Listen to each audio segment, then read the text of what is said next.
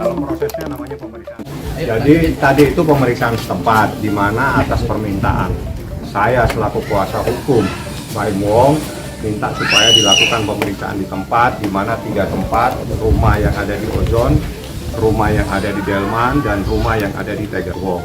Dari tempat pemeriksaan itu biar majelis hakim yang menyimpulkan. Yang jelas tadi dalam proses itu majelis hakim juga sampai masuk ke kamar, juga melakukan pemeriksaan di lantai berapa di rumah yang ada di Ozon. Artinya hal tersebut untuk melihat kelayakan tempat untuk 2 orang anak tersebut. Apakah rumah tersebut layak atau tidak layak. Yang terpenting dari semua persoalan ini, seseorang itu harus sehat jasmani dan rohani. Apabila ada salah satu yang tidak sehat, baik jasmani atau rohani, tidak harus mendapatkan hak hadona. Jadi dilarang seseorang mendapatkan hak hadona apabila ditemukan adanya tidak sehat secara jasmani. Seperti itu. Memang itu kan ada Ya, Anda tanya aja sama mereka semua, jangan tanya kepada saya. Yang jelas menurut hukum seperti itu. Pak Im juga tadi udah ketemu, anak-anak juga datang. Begitu anak-anak datang juga dalam keadaan berteriak dan tidak mau. Artinya masih ada penolakan dari anak-anak. Anak-anak jangan dipaksa, jangan dijadikan objek. Anak-anak juga punya hak untuk menentukan, walaupun dia anak belum mumayyiz, belum 12 tahun, tapi dalam situasi tertentu, berdasarkan surat edaran Mahkamah Agung, berdasarkan jurisprudensi Mahkamah Agung, sekarang yang terpenting itu adalah apa yang terbaik buat anak-anak, bukan apa yang terbaik buat orang tuanya. Itu adalah perkembangan dalam proses hak asuh anak. Seperti itu. dari buat Mbak Im sendiri gimana Mbak Im melihat pertemuan Paula dengan anak-anak? Ini sebenarnya niat baik dari pengadilan sendiri sih ya, mau tahu banget situasinya seperti apa. Dan memang satu-satu tempat tadi saya maaf tapi saya juga nggak tahu zon.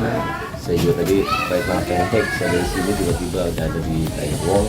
Saya ganti sana baru lihat mereka semua ke mana ke Delman, nyari tempatnya, lihat situasinya.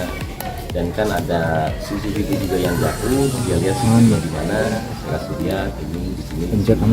Dia lihat situasinya di rumah. Tapi tadi tempat kita dengar anak-anak nangis, kenapa? Dia tidak mau.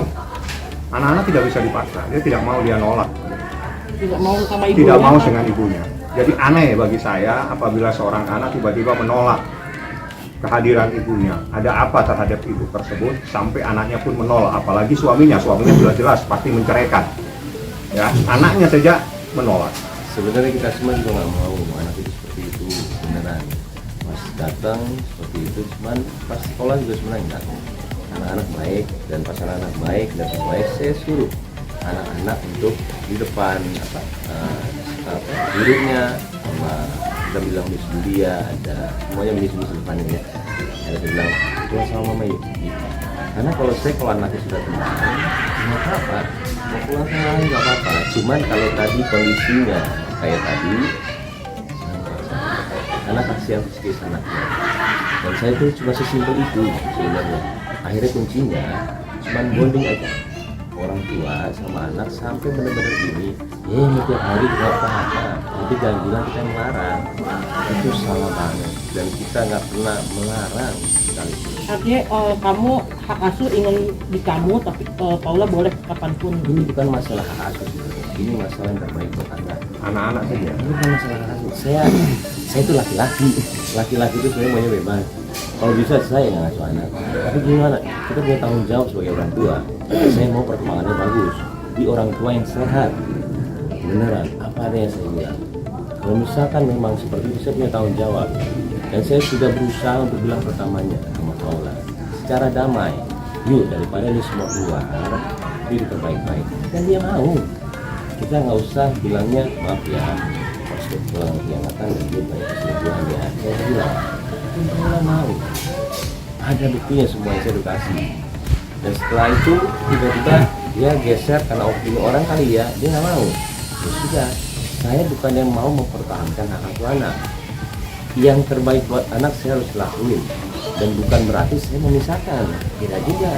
Ini beda-beda semua kan persepsinya begitu puterin terus.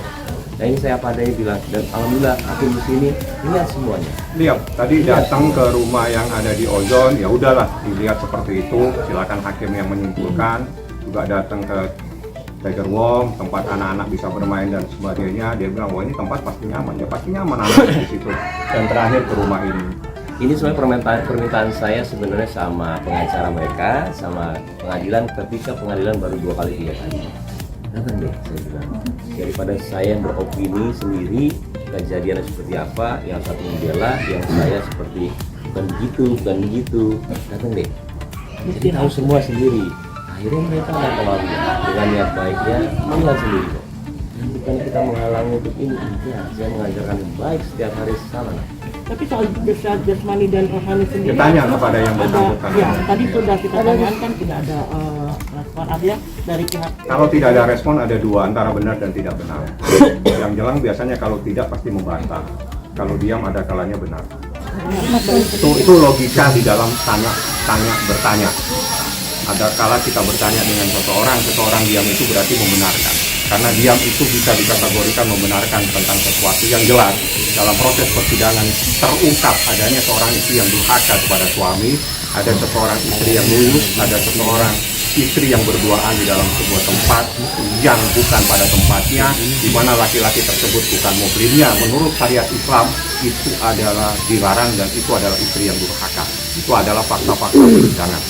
Oke, nah Baim sendiri gimana Baim menanggapi itu gitu?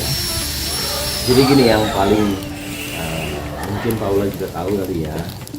Gini loh, yang paling tahu akan semuanya adalah kita berdua. Mau itu KDRT, mau itu apa namanya mengajarkan anak untuk membenci ibunya, mau itu pelit, mau itu kita berdua. Tapi ada satu yang dia lupa. Ada satu hidup yang akan terus berkembang. Dia anak ini, dan semua yang ditulis sama dia itu abadi. Yang dibully ke saya itu abadi. Suatu saat anak bisa baca, dia akan nanya sama saya, ini apa KDRT? Saya akan memperlihatkan secara besar sama anak saya. Pasti itu abadi dan dia akan melihat satu yang tidak mungkin dilakukan sama semua kejadian itu. Kemarin saya bilang saya mengajarkan yang tidak baik sama anak lagi sudah gede, dia baca. Dan setelah itu dia akan menanyakan sama saya, mama ngomong kayak begini, apa kan nggak kayak begini? Dia lihat komen semuanya. Satu yang saya takut dia itu membenci ibunya, nantinya. Dan ini nggak dipikirin sama Nina. Saya tuh takut sebenarnya, takut anak-anak itu berbalik nanti sudah besar. Saya kan pernah 12 tahun, 14 tahun, 17 tahun lebih bahaya. Dia punya opini tajam banget sama orang tuanya, tinggal enggak. Dan semua ini asli akan dibaca sama anak saya.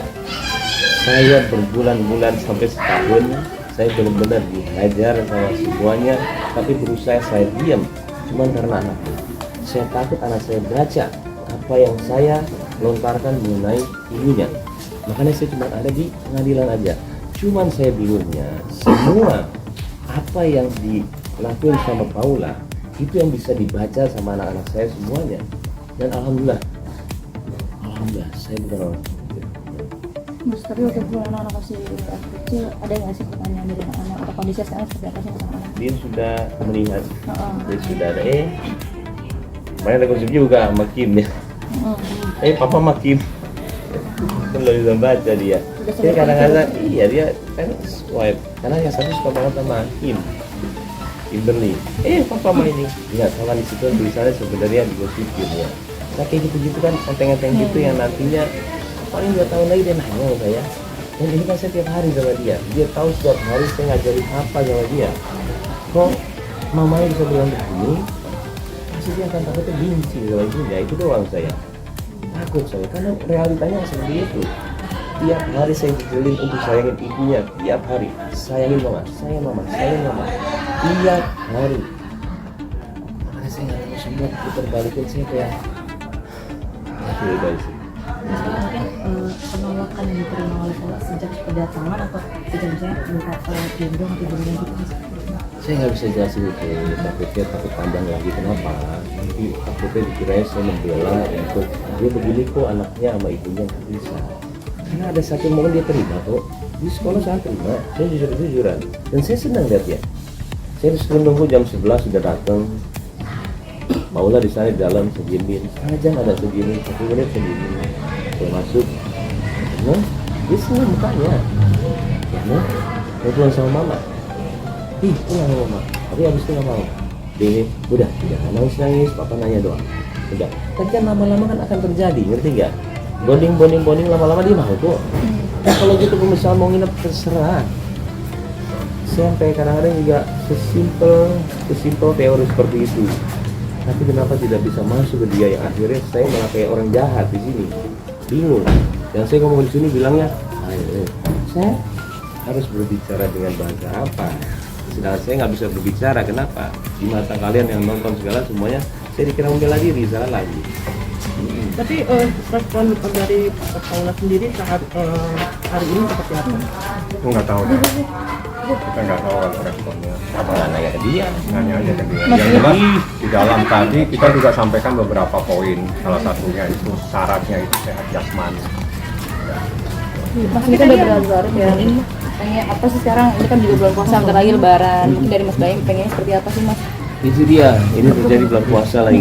Ya Allah, saya sampai bilang ke dia juga, kamu lagi puasa loh. Ini puasa loh, jangan mengumbar sesuatu yang tidak benar. Karena dampaknya gede.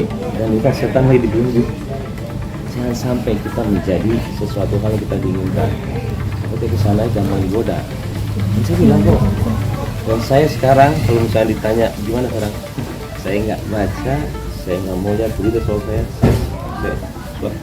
Apapun mau bagus berita soal saya juga. Saya tenang seperti ini dengan anak-anak, fokus. Kalau anak-anak sudah baik sama ibunya, silakan.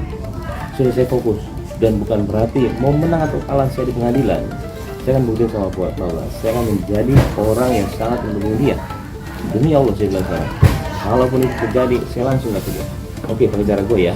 Yuk, kita nginep di hotel duaan nih, kanan kiri, apa namanya itu, connecting. Dah, gue sebelah lu sebelah. Suruh tidur mana? Udah berhari-hari. Lama-lama sendiri gue tinggal. Nikmatin. Sesimpel itu sebenarnya. Cuma saya sampai bingung untuk bicara sama dia. Tapi kan anak-anak nggak bisa dipaksa. Sama, tapi ini kan persepsi saya antara yang lainnya. Saya sebenarnya bukannya membantah dan dia juga bukan ini. Kita dua-dua istilahnya saling bekerja sama. Cuman kalau saya kadang-kadang sebagai ayah untuk ibu dua, iya, bukan gimana-gimana. Kira-kira artinya setelah ini apa proses? Habis ini kesimpulan mungkin dalam bulan setelah Lebaran baru putusan. Itu aja. Doain aja. Amin. Itu Doain putusan aja. perceraian atau putusan? Jadi satu putusannya, perceraian dan sekaligus ada hak asuh anak. Iya, doain aja. Karena gugatannya hanya itu saja, jadi gugatannya itu hak asuh anak dan perceraian. Jadi mohon maaf, perceraian dan hak asuh anak jadi satu. Itu satu kesatuan yang tidak bisa dipisahkan, nanti diputuskan kedua-duanya. Tapi harta gono ini beda lagi. Nggak ada gugatan. Enggak, Mas, enggak masalah kategori gitu. Saya nggak mikirin, bentar. Kita nggak ada Saya gugatan nggak harta ada bersama. mikirin. Dan saya tahu apa yang dilakuin, tapi saya nggak mikirin, gantiin dia ya. Saya nggak mikirin. Saya fokus semua di situ. Nggak ada fokus di situ sama sekali. Kalau saya orang seperti itu, aduh jangan deh. Nggak mau patokan cuma duit aja. Lebih ke anak aja. Pokoknya gini, ini drama belum selesai pastinya. Tolong juga jangan terlalu giniin saya. Saya kadang-kadang butuh ketenangan. Pasti akan lagi drama nih sebelum keputusan. Dan saya yakin banget akan ada. Kemarin ini kagetan ya tiba-tiba sudah nanti ada lagi sih. Cuman saya berusaha tenang sekarang karena anak-anak kali lagi puasa ya. Gitu aja sih. Oke. Ya. Sebelum dikit dong, sebelum dikit soal gimana? Bang Mami,